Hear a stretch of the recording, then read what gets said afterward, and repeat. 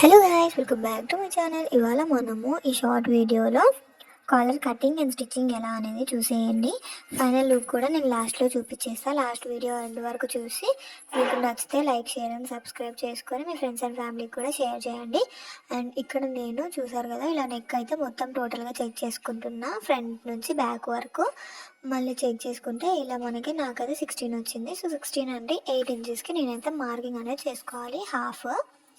So ఇక్కడ నేను buckram place చేయట్లేదు కాబట్టి నేనైతే ఇంకో కొంచెం ఎక్స్ట్రానే తీసుకుంటున్నాను అనమాట. అట్ క్రాస్ ఇట్ క్రాస్కి కొంచెం మనకి ఫోల్డింగ్ అనేది చేసుకోవాలి కాబట్టి. అండ్ ఇక్కడ నేను 8 ఇంచెస్ హైట్, 4 ఇంచెస్ విడ్త్ అయితే తీసుకున్నా. కావాలంటే కొందరికి 3 ఇంచెస్ కూడా పడవచ్చు, ఎందుకంటే ఇంకా కొంచెం సన్నగా పెట్టుకోవచ్చు కాబట్టి.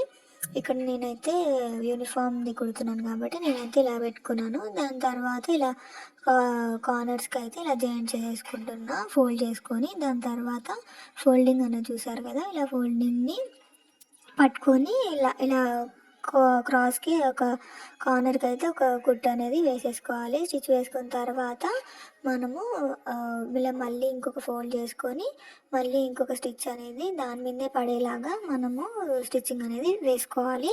వేసుకున్న తర్వాత ఇక ఫైనల్ లుక్ అయితే నేను చూపిస్తాను.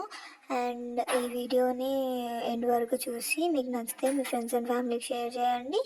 ఇదనమాట last look. Okay, bye guys.